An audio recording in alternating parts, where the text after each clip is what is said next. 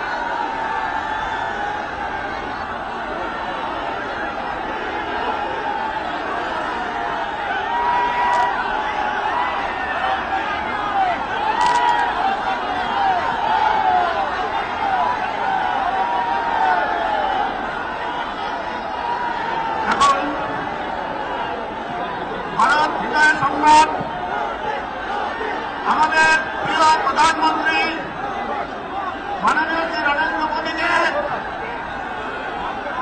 और एक पत्र দিয়ে সম্মান জানাচ্ছেন জেলা সভাপতি এবং আমাদের আসানসোল জেলার এমপি এবং মন্ত্রী শ্রী বাবুল সুপ্রিয় মহাশয়।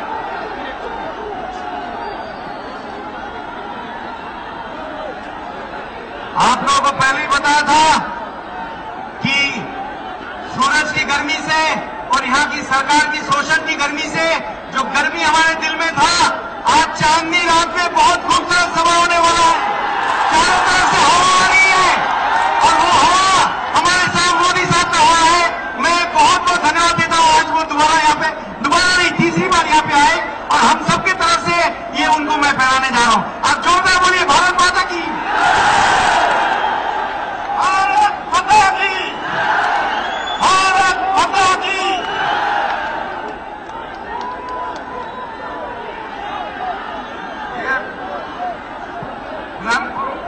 आदरणीय प्रधानमंत्री जी का स्वागत है, आप लोगों का भी स्वागत है। आपको और प्रधानमंत्री जी के बीच में और लंबा करना नहीं चाहता हूँ, सिर्फ एक ही बात बोलना चाहता हूँ।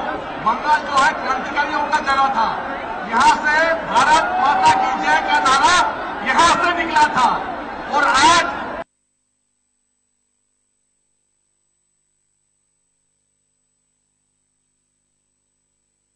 मेरे साथ दीजिए आप लोग, फिर प्रधानमंत्री जी का भाषण हम सब सुनेंगे। भारत माता की। ये आवाज तो दिल्ली तक भी जाना चाहिए जोर से।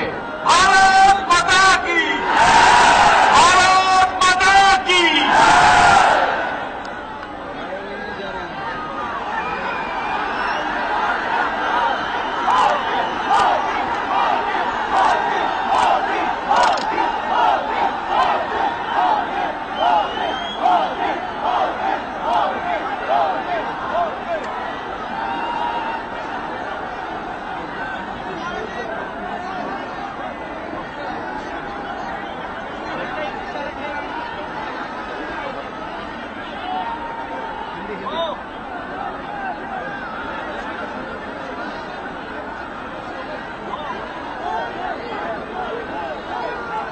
मंच पर विराजमान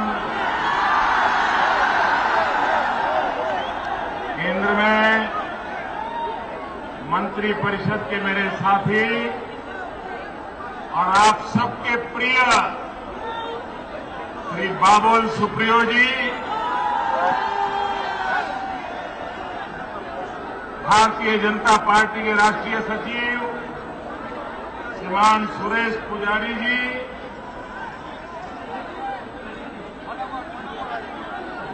भाजपा प्रदेश उपाध्यक्ष बहन श्रीमती कृष्णा भट्टाचार्य जी, भाजपा जिला अध्यक्ष आसनसोल श्रीमान तपस कुमार रॉय, प्रदेश कार्यकारी सदस्य एवं जिला पर्यवेक्षक श्रीमान सूर्यनारायण सिंह जी, श्रीमान सुधीर गुप्ता जी, श्रीमान प्रताप बनर्जी जी, और इस चुनाव में भारतीय जनता पार्टी के उम्मीदवार श्रीमान जितेंद्र चेतन जी, दुर्गापुर के श्रीमान अखिल मंडल, दुर्गापुर पश्चिम से श्रीमान कल्याण दुबे, रानीगंज से श्रीमान मनीष शर्मा, जमुरिया से श्रीमान संतोष सिंह, आसनसोल दक्षिण से कर्नल चित्रांशु चौधरी, आसनसोल उत्तर से श्रीमान निर्मल करवाकर, कुल्टी विधानसभा से डॉक्टर अजय पोद्दार, बाराबानी से श्रीमान अमर रॉय और विशाल संख्या में पधारे हुए आसनसोल के मेरे प्यारे भाई और बहनों,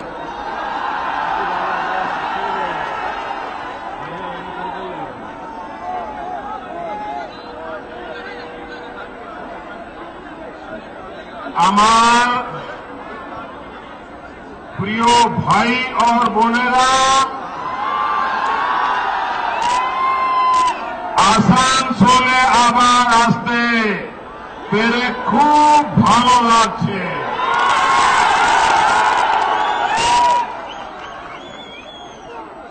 আপনাদের এমপিকে আমি মন্ত্রী করে কথা রেখেছি, কথা দিলাম আসানসোলকে সুন্দর করে গড়ে তুলব।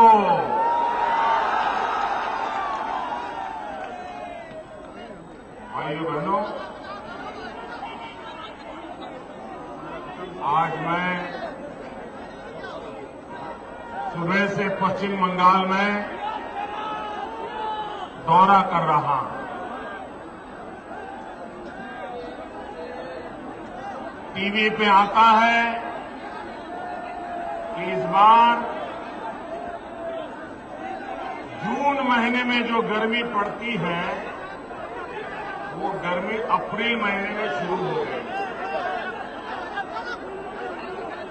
और इतनी भयंकर गर्मी के बीच भी पश्चिम बंगाल में चुनावी गर्मी है, और इतनी भयंकर गर्मी में ये जो मैं उत्साह उमंग देख रहा हूं, दिल्ली में बैठ करके किसी को अंदाज नहीं आ सकता है कि पश्चिम बंगाल के चुनाव का मिजाज क्या है, यहां के लोगों का इरादा क्या है। भाइयों बहनों, मैं जहां जहां गया हूं, मैंने ऐसा उमंग उत्साह पश्चिम बंगाल में पहले कभी देखा नहीं।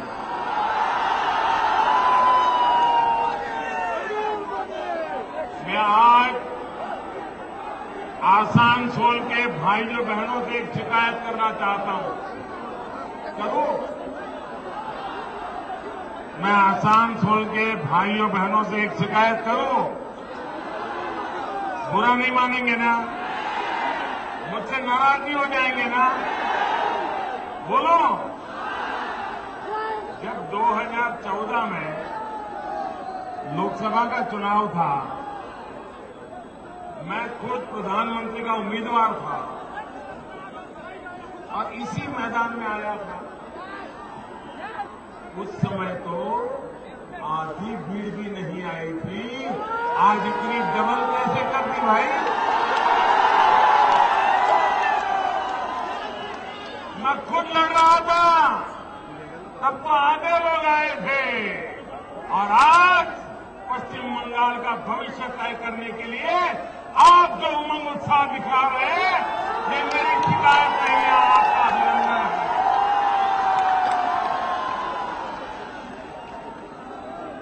भाइयों बहनों,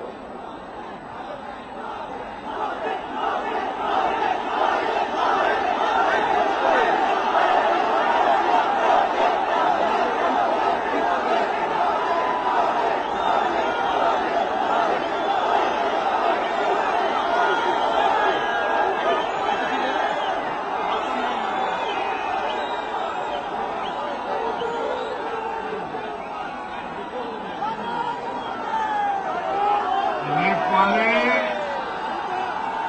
और टीएमसी वाले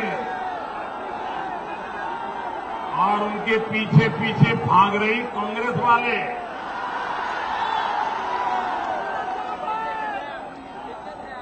आने वाले दिनों में ये सभा देखने के बाद सोचेंगे कि पूरे बंगाल में से कौन से गुंडे हैं जिनको आसानसोल भेजा जाए, कहां से चुन चुन करके गुंडों को यहां लाया जाए ताकि ये लोग मतदान न कर सके, गफलेबाजी हो, हिंसा हो। ये सभा, ये माहौल दीदी की भी नींद खराब कर देंगे और लेफ्ट और सोनिया जी की भी नींद खराब कर देंगे। भाइयों बहनों, आप लोगों ने पूरे पश्चिम बंगाल को एक संदेश दिया है, ये ताकत दिखा करके कि अब पश्चिम बंगाल इन दोनों से मुक्ति चाहता है, दोनों से मुक्ति।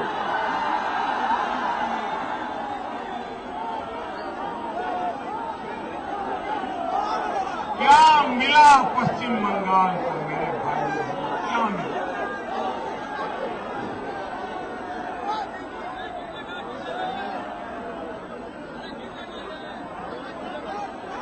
चौंतीस साल तक लेफ्टवालों ने बंगाल की जो प्रतिष्ठा थी, बंगाल की जो ग्लोरी थी, उसको मिट्टी में मिला दिया। और बाद में दीदी आई, दीदी ने कहा था मां माटी और मानो,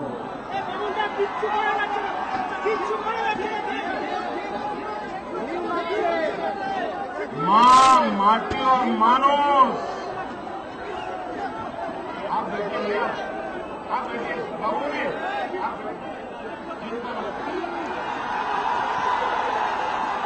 यहाँ ये जो नौजवान है, देखिए मैदान छोटा पड़ गया है, आप आगे आ नहीं सकते, प्लीज वहीं रुक रहिए। वहां पत्रकार मित्र खड़े हैं, उनको परेशान मत कीजिए। आसानसोल के लोग तो बड़े समझदार हैं भाई। आपका प्यार मेरे सर आंखों पर, मैं आपका बहुत आभारी हूं, लेकिन मैदान छोटा पड़ गया है, आप आगे आने की कोशिश मत कीजिए।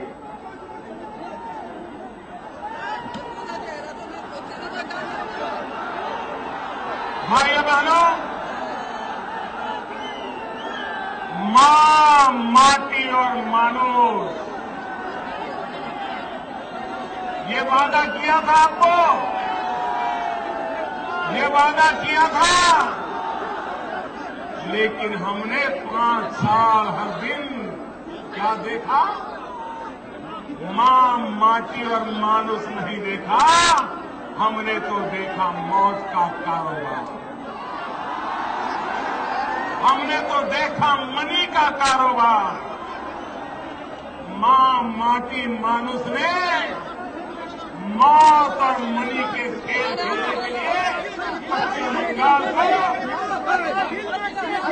तबाह कर दिया, तबाह कर दिया। और इसलिए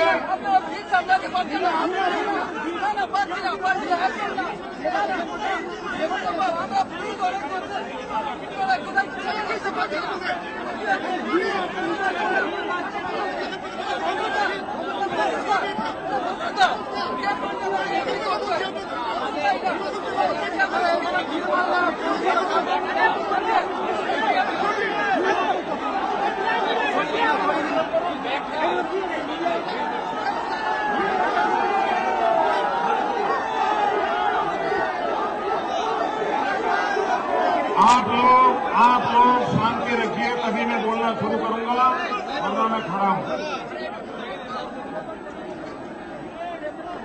आप तय करिए। मैंने पहले कहा जगह नहीं है, आप आगे बढ़ नहीं सकते। आप वहां शांति से रुकने वाले हो? हाँ बोलो तो मैं बोलना शुरू करूं।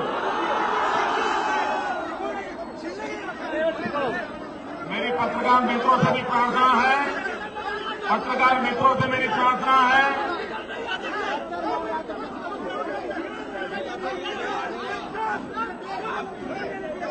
पुलिस के मित्र, पुलिस के जवान,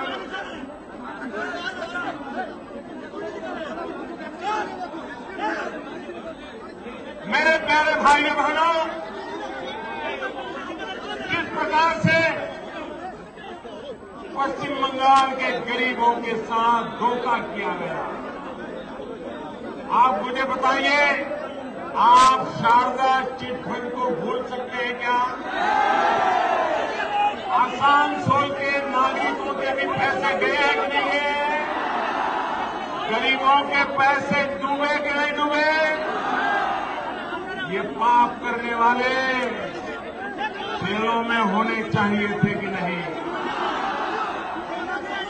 दीदी ने ऐसे लोगों के खिलाफ कठोर कदम उठाने चाहिए थे कि नहीं?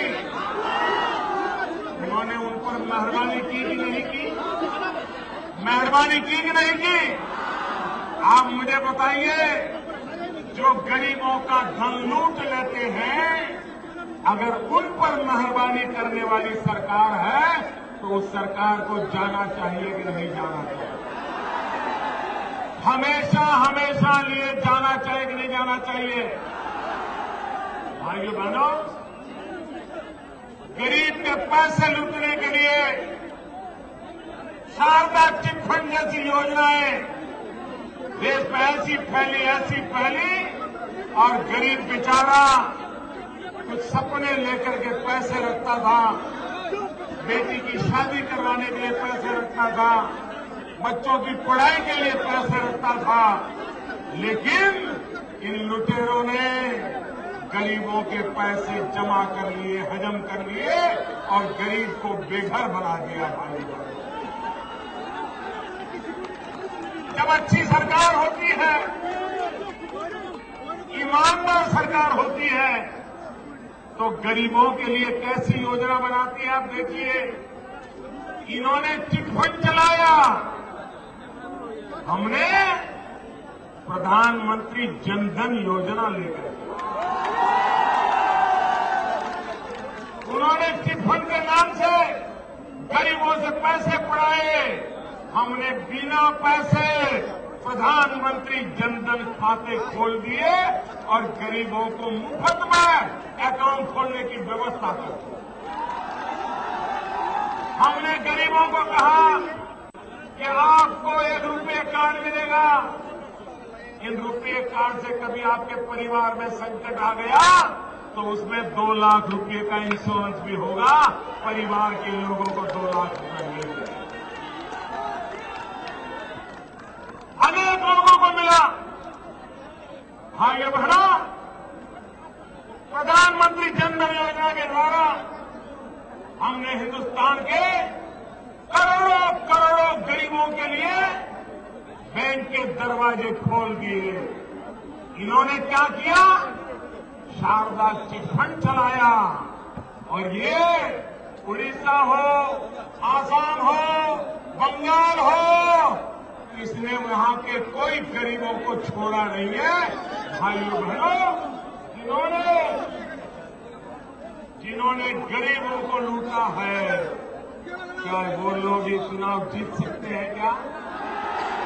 ये घर जाने चाहिए कि नहीं जाने चाहिए? ऐसे लोगों को चुन चुन करके साफ करना चाहिए, नहीं करना चाहिए? और इसलिए भाइयों बहनों, मैं आज से आग्रह करने आया हूं, जो लोगों ने गरीबों की पेट पर लात मारी है, ऐसे लोगों को इस चुनाव में एक पल के लिए भी स्वीकार नहीं करना। भाई बहनों, 34 साल तक बंगाल में लेफ्ट वालों की सरकार रही और लेफ्ट वालों ने पूरे बंगाल को बर्बाद कर दिया। दूर जाने की जरूरत नहीं है। आप 5 साल पहले कांग्रेस के नेताओं ने चुनाव में लेफ्ट के खिलाफ क्या क्या बोला था, वो जरा वीडियो निकाल करके सुन लो, पता चल जाएगा कि लेफ्ट वाले क्या करते थे। और ये अजूबा देखो, कांग्रेस वाले लेफ्ट का कुर्ता पकड़ के चल पड़े।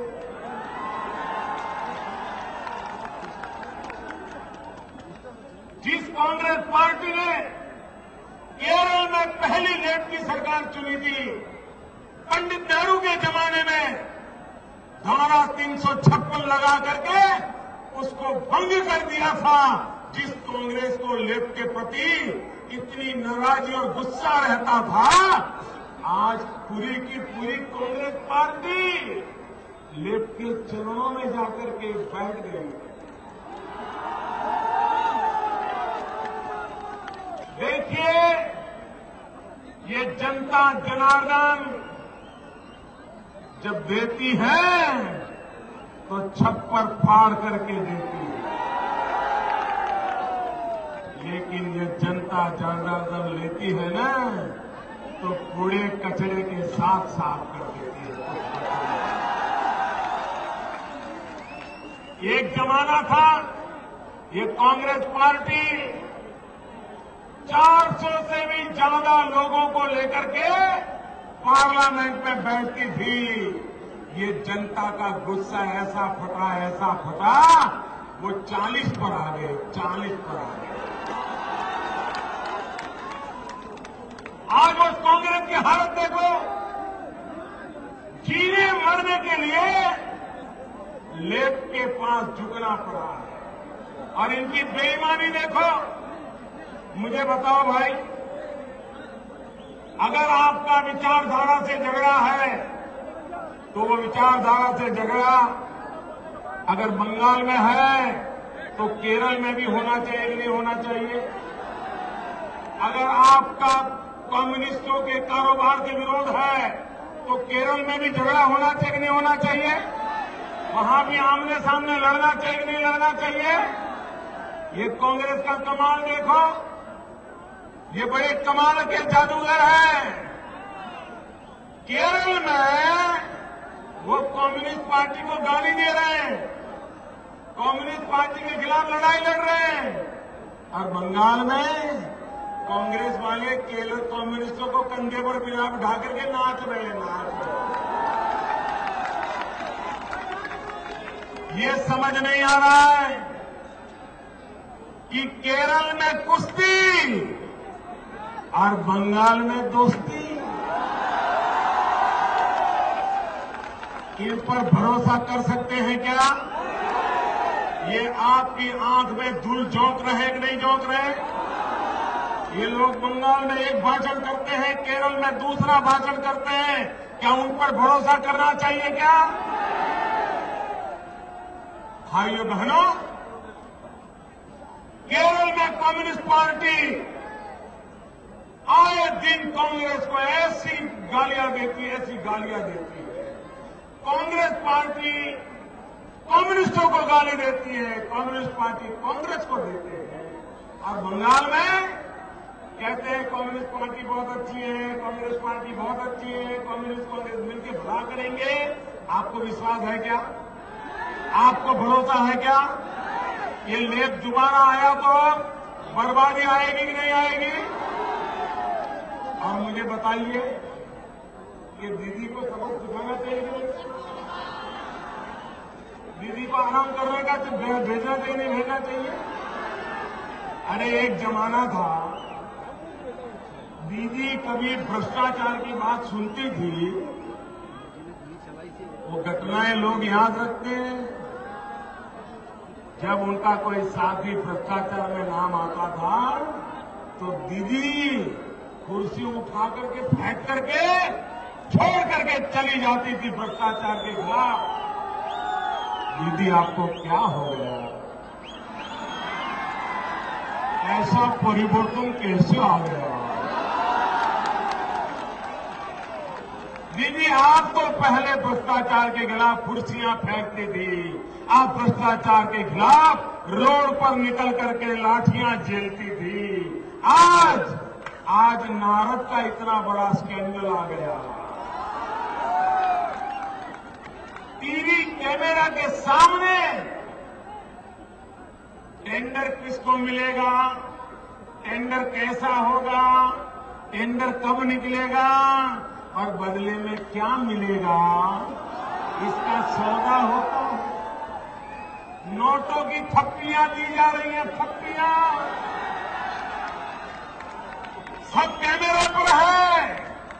दीदी ने कोई कदम उठाया क्या? आवाज उठाई क्या? उनको पार्टी से निकाला क्या?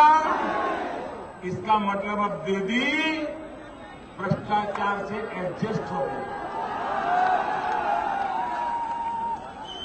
अब दीदी को बराबर ठीक लग रहा है, हाँ यही ठीक रास्ता है। भाइयों बहनों, ये जो रुपये लूट करके देते लेते दिखाए गए हैं, ये रुपये किसके हैं? ये रुपये जनता के हैं कि नहीं है? ये रुपये जनता के हैं कि नहीं है? क्या ये चोरी लूट बंद होनी चाहिए कि नहीं होनी चाहिए? ये चोरी लूट बंद होनी चाहिए कि नहीं होनी चाहिए? और इसलिए भाइयों बहनों, ये चुनाव एक मौका है कि ऐसा भ्रष्ट काम करने वालों को हमेशा हमेशा के लिए राजनीति से विदाई कर देनी चाहिए।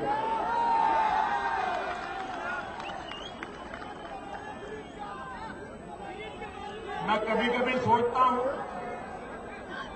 कि टीएमसी है क्या? ये टीएमसी है क्या? 5 साल का जो कारोबार देखा है, बम बनाने की फैक्ट्रियां देखी है, बम बनाए जा रहे, बम मेड इन। मैं आगे बोलना नहीं चाहता। ये किसको मारने के लिए सैकड़ों बम पकड़े जाते, बनाए जाते हैं। और इसलिए मुझे याद आता है 5 साल का कारोबार। टीएमसी का मतलब है टी फॉर टेरर। टीएमसी का मतलब है T for terror, M for मौत, सी फॉर करप्शन। ये टीएमसी का सीधा सीधा अर्थ 5 साल में निकल आया है कि टी का मतलब टेरर, एम का मतलब मौत, सी का मतलब करप्शन। आप तय कीजिए आपको टेरर, मौत और करप्शन से पंजाब को बचाना है।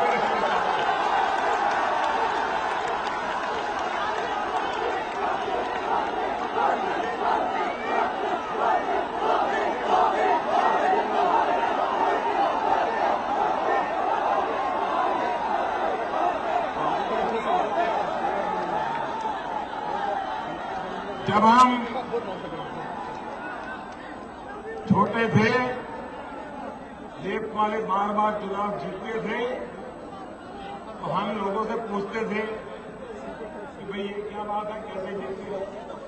और मैं यहाँ कलकत्ता बहुत आया करता था, क्योंकि रामकृष्ण मिशन से मेरा जरा नाता झगड़ा था, तो मैं भी लोगों को पूछता था, तो समझदार लोग मुझे बताते थे कि साहब यहाँ का जो चुनाव होता है ना, वो तो साइंटिफिक रिगिंग होता है, साइंटिफिक रिगिंग कर करके चुनाव जीता जाता है, ऐसा उस समय बताया जाता। साइंटिफिक रिगिंग तो मैंने सुना था, लेकिन मैं दीदी के राज में देख रहा हूं scientific corruption, scientific corruption, tender का कारोबार, टेंडर निकलने से पहले तय कर लेना। अभी कलकत्ते में करप्शन का भंडा फूट गया। ये विवेकानंद ब्रिज अनेकों की जिंदगी को तबाह कर गया। जिन्होंने अपने प्राण प्रिय लोग खोए हैं, उनके प्रति मेरी संवेदना है। लेकिन दिल्ली, क्या मौत पर भी राजनीति करोगे? ब्रिज गिरा है, डेड बॉडी पड़े हैं, इंजर्ड लोग करा रहे हैं, और दीदी इनको बचाने के लिए क्या करना, इस अवस्था में मदद क्या करना, इस पर एक शब्द नहीं बोलती है। तुरंत कहती है ये ब्रिज तो लेफ्ट वालों ने कॉन्ट्रैक्ट दिया था, पिछली सरकार ने कॉन्ट्रैक्ट दिया।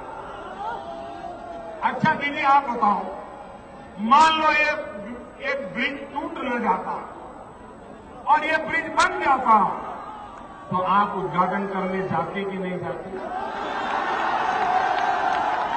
और आप ब्रिज बनाया है इस प्रकार की क्रेडिट लेने की कोशिश करती कि नहीं करती?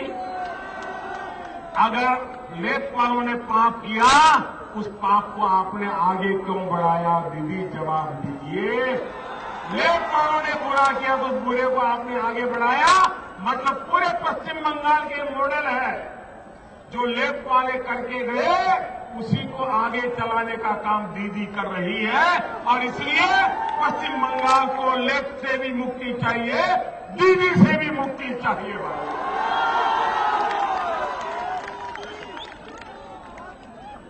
भाइयों बहनों,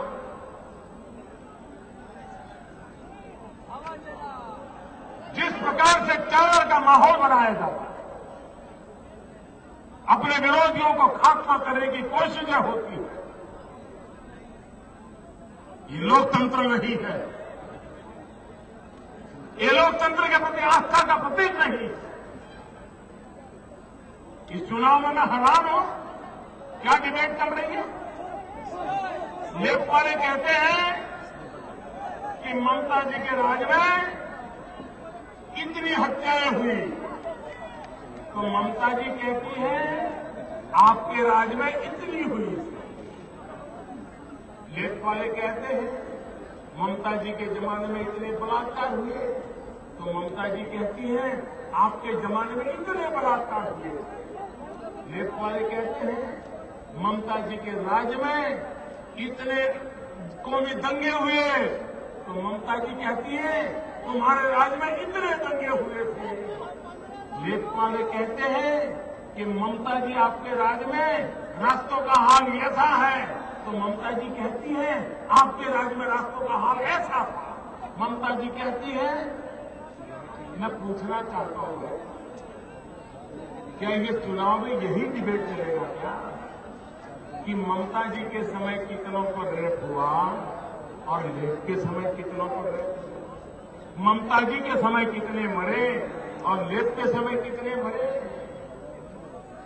ये ब्लेम गेम। अच्छा होता आप ये चर्चा करते कि लेफ्ट वालों ने 1000 किलोमीटर रास्ता बनाया था, दीदी ने 2000 किलोमीटर बना दिया। लेखपालों ने 50 स्कूल खोली थी, दीदी ने 200 स्कूल खोल दी। लेखपालों ने बच्चियों की भलाई के लिए ये किया था, तो दीदी ने बच्चियों की भलाई के लिए ये किया था। ये स्पर्धा होनी चाहिए थी, लेकिन स्पर्धा ये हो रही है कौन ज्यादा बुरा है, उसी की स्पर्धा चल रही है। आपको जानना होगा, दोनों एक दूसरे को बुरा कह रहे हैं, तो अच्छे की खोज करोगे कि नहीं करोगे? अच्छे की खोज करोगे कि नहीं करोगे? भाइयों बहनों, 2 साल होने आए, दिल्ली में हमारी सरकार बैठी है। आपने कभी आपके सांसद श्रीमान बाबुल सुप्रियो, जो आज मेरी सरकार में मंत्री है, महत्वपूर्ण मंत्री हैं, उनके ऊपर एक भी आरोप सुना है क्या? कभी कांग्रेस वालों ने एक भी आरोप लगाया है क्या? कभी लेखपालों ने कोई आरोप लगाया है? दीदी ने कोई आरोप लगाया? 2 साल से हम बैठे हैं, एक भी पाप नहीं किया भाइयों बहनों, एक भी पाप नहीं किया। ऐसे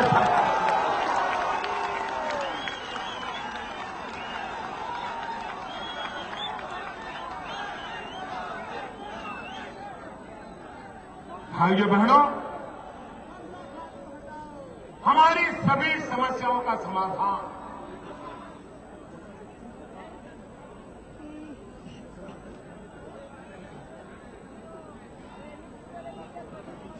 ये चुनावी खोखलीबाजी से नहीं होने वाला है। भाइयों बहनों, मेरा 3 एजेंडा है और उन 3 एजेंडा पर मैं काम करना चाहता हूं। पिछले 2 साल से लगातार कर रहा हूं और पश्चिम बंगाल में आप हमें सेवा का अवसर दीजिए। ये 3 एजेंडा पर काम करने चाहता हूं। मेरा पहला एजेंडा है विकास। मेरा दूसरा एजेंडा है तेज गति से विकास। मेरा तीसरा एजेंडा है चारों तरफ विकास। भाइयों बहनों, हमारी हर समस्या का समाधान, हमारी हर समस्या का समाधान विकास में ही है। भाइयों, आप हैरान होंगे, दीदी ये देश आपसे जवाब मांगता है। ये पश्चिम बंगाल इतना प्यारा था, इतना प्रगतिशील था, इतना तेजस्वी था कि अंग्रेजों को भी कलकत्ते में आकर के अपना मुकाम करने का मन कर गया था। ऐसा शानदार जानदार कभी हमारा बंगाल हुआ करता था। बंगाल पूरे देश को दिशा दिखाता था। लेकिन भाइयों बहनों, आज इस बंगाल का हाल क्या कर दिया गया? सुभाष बाबू के भतीजे भाई चंद्र बोस भारतीय जनता पार्टी से चुनाव लड़ रहे हैं और दीदी ऐसी घबरा गई है, ऐसी घबरा गई है कि ये चंद्र बोस जब चुनाव लड़ रहे हैं तो कहीं दीदी का क्या होगा। और इसलिए दीदी ने क्या किया, ऐसा टेरर किया है कि कोई चंद्र बोस को पार्टी का दफ्तर खोलने के लिए मकान देने के लिए तैयार नहीं। लोग डरते हैं, साहब हम मकान देंगे तो कोई जला देगा। कहते वोट देंगे, लेकिन दीदी है तब तक हम आपको मकान नहीं दे पाएंगे, वरना हम जिंदा नहीं रह पाएंगे। क्या लोकतंत्र का ये नमूना है क्या? ये नमूना है क्या? भाइयों बहनों, आसानसोल ये सुंदर नगरी के रूप में कभी जाना जाता है। आज क्या हाल करके रखा है। अभी भारत सरकार पूरे देश में रेगुलरली कॉम्पिटिशन करती है, स्पर्धा करती है और ज्यूरी निष्पक्षता से उसकी जांच करती है। ये 2016 के शुरू में इस देश के 73 सिटीज 73 शहरों का एक कंपटीशन हुआ स्वच्छता को लेकर के, सफाई को लेकर के। 2 महीने का समय दिया गया कि आपको क्या क्या करना है। जूरी गई। भाइयों बहनों, आपको जानकर के दुख होगा कि आपने ऐसी सरकार चुनी है, ऐसी सरकार चुनी है, ऐसे लोगों को बिठाया है कि इस 73 लोगों में जब स्पर्धा हुई तो आसनसोल का नंबर कौन सा आया मालूम है? कौन सा आया? 72 नीचे से दूसरा, ऊपर से नहीं। हिंदुस्तान के सबसे गंदे जो 2 शहर है उसमें एक नाम आसनसोल का आ गया। अरे दीदी, आपने ऐसा बना दिया आसनसोल को जो पूरे हिंदुस्तान में उसकी इज्जत को मिट्टी में मिला दिया आपने।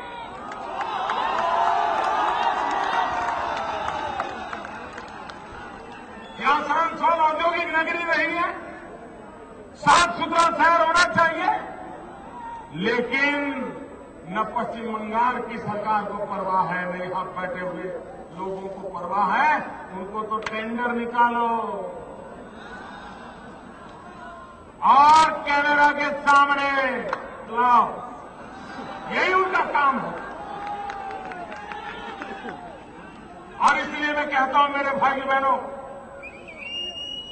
यहां इन दोनों से मुक्ति का मंत्र लेकर के इस चुनाव के अंदर आप भारतीय जनता पार्टी को पश्चिम बंगाल स्वीकार करें। दिल्ली पूरी ताकत लगाएगा और जितनी बुराइयां पिछले 40-50 साल से परेशान कर रही है उसको निकालने के लिए मैं भी कंधे से कंधा मिलाकर के काम करूंगा।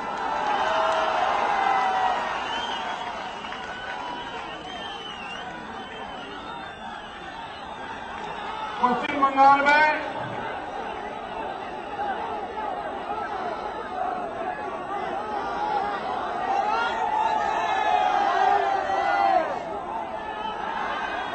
मैंने कहा ना, पश्चिम बंगाल में जैसे साइंटिफिक रिगिंग होता है वैसे साइंटिफिक करप्शन होता है। सिंडिकेट ये सिंडिकेट के नाम पर सारा कारोबार हड़प किया जाता है। ये कोयले के कारोबारियों के साथ ये सिंडिकेट का क्या नाता है? ये कोयले की कालाबाजारी में सिंडिकेट का क्या नाता है? ये कोयले को लूटने वालों के साथ ये सिंडिकेट का क्या नाता है? और ये सिंडिकेट लेप वालों ने चालू की और तृणमूल वालों ने उसको आगे बढ़ाया है। दोनों ने मिलकर के ये साइंटिफिक करप्शन का तरीका उन्होंने ढूंढ करके रखा है। और मैंने आपको कहा था जब पिछले चुनाव में आया था, जिन्होंने देश का कोयला भी नहीं छोड़ा उनको हम नहीं छोड़ेंगे। कहा था ना, कहा था कि नहीं कहा था? यहीं पर कहा था मैंने, इसी सभा में। आपने 2 दिन पहले देखा होगा, कोयले के कारोबार में बेईमानी करने वाले कुछ लोगों को सजा भी हो गई और दंड भी हो गया, जेल पहुंच गए। जेल पहुंच गए। एक के बाद अब औरों की भी बारी आने वाली है। और इसलिए भाइयों बहनों, हमने करप्शन के खिलाफ एक लड़ाई चलाई है। और मैं जानता हूं, मैं जितना ये सारी चीजों को ठीक करता हूं ना, तो कुछ लोगों को जरा परेशानी ज्यादा होती है, इसलिए जरा जोर से चिल्लाते हैं, क्योंकि उनको पता है कि अब उनके दिन आ रहे हैं, जेल में जाने के दिन आ रहे हैं। इसलिए ये वो हल्ला कर रहा है मेरे भाइयों बहनों। ये जो विकास की आवाज नहीं सुनाई दे रही और बातों को उछाला जा रहा है, उसका मूल कारण यही है कि मुसीबत अब उनके कदमों तक पहुंचने की तैयारी कर रही है। कहीं से भी जोर से आवाज सुनाई दे तो ये समझ के लेना कि मोदी ने कोई ऐसा कदम उठाया है कि बेईमान लोगों के लिए परेशानी आनी पक्की हो गई। भाइयों बहनों, मैं आपके पास वोट मांगने आया हूं। मुझे वोट चाहिए बच्चों की पढ़ाई के लिए, मुझे वोट चाहिए नौजवानों की कमाई के लिए, मुझे वोट चाहिए बुजुर्गों की दवाई के लिए। भाइयों बहनों, मुझे वोट चाहिए अच्छी शिक्षा के लिए, मुझे वोट चाहिए लोगों की अच्छी जिंदगी के लिए, मुझे वोट चाहिए विकास के लिए। और इसलिए मैं आज भारतीय जनता पार्टी के लिए आपके पास वोट मांगने आया हूं। आप पूरी तरह समर्थन कीजिए और भारतीय जनता पार्टी के सभी उम्मीदवारों को विजयी बनाइए। बहुत बहुत धन्यवाद।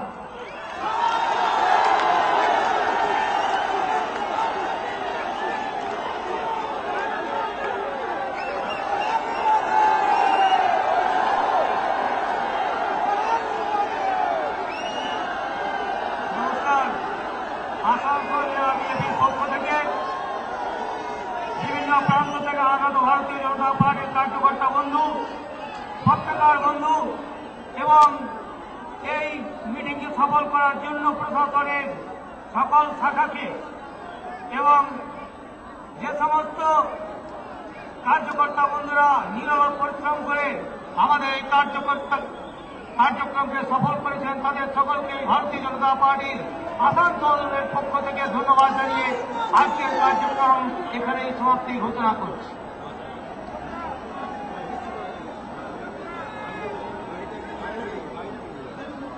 আপনারা সকলে স্লোগান শুনুন, বন্দে মাতরম, বন্দে মাতরম।